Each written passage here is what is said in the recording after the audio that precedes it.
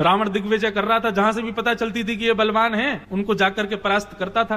तो बाली का नाम जब सुना तो रावण बोला कि बाली से जाकर के मैं युद्ध करूंगा और बाली को परास्त करके दिग्विजय हासिल करूंगा। तो बाली का नियम था कि वो संध्या करता था समुद्र में, इतना इतना समुद्र के भीतर खड़े होकर के वहां जाकर के संध्योपासन करता था। और संध्योपासन करने के बाद बाली इतना सूर्य पुत्र है, साधारण बात नहीं, इतना बलवान था कि वो संध्या करने के बाद में सूर्य नारायण को प्रणाम करने जाता था और उसके बाद पृथ्वी पर पूरे ब्रह्मांड का एक परिक्रमा लगाने के बाद तब अपने राज्य में आता था। ये उसका नियम था। तो एक दिन बाली संध्या कर रहा था, तभी रावण आ गया समुद्र के तट पर और जैसे ही उसने सोचा ये बाली बढ़िया है, जल में खड़ा है, इसको पीछे से जाके पकड़ करके डुबा दूंगा, इसको मार दूंगा, मेरी विजय हो जाएगी। लेकिन बानर का एक स्वभाव होता है, बानर को दिशा से आने वाली हवा से भी पता चल जाता है कि पीछे कोई खड़ा है। तो बानर का स्वभाव होता है कि अगर उसके सामने कोई वस्तु रख दो तो वो विपरीत दिशा में दिखता है। बाली जब कर रहा था, इतने में ही पीछे से रावण आने लगे तो उसको पता चल गया था कि रावण आ गया है। लेकिन रावण आते जैसे ही उसको पता चला रावण आ रहा है तो और ज्यादा गहरी तपस्या में चला गया। बोले जैसे ऐसा लगे इसको कुछ पता ही नहीं है। और जोर से गायत्री मंत्र का उच्चारण करने लगा, नाम जप करने लगा, अपनी संध्योपासन करने लगा। रावण ने कहा यही बढ़िया समय। पीछे से रावण धीरे से गया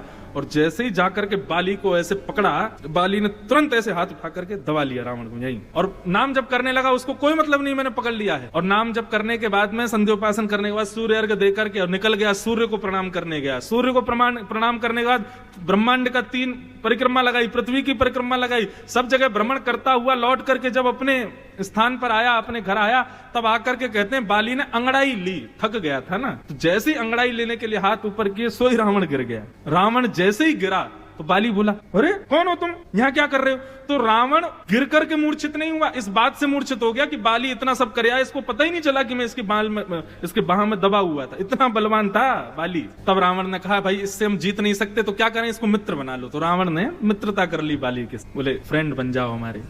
बाली बोला जो आ गया, मित्र बन गया। तो बाली बहुत बलवान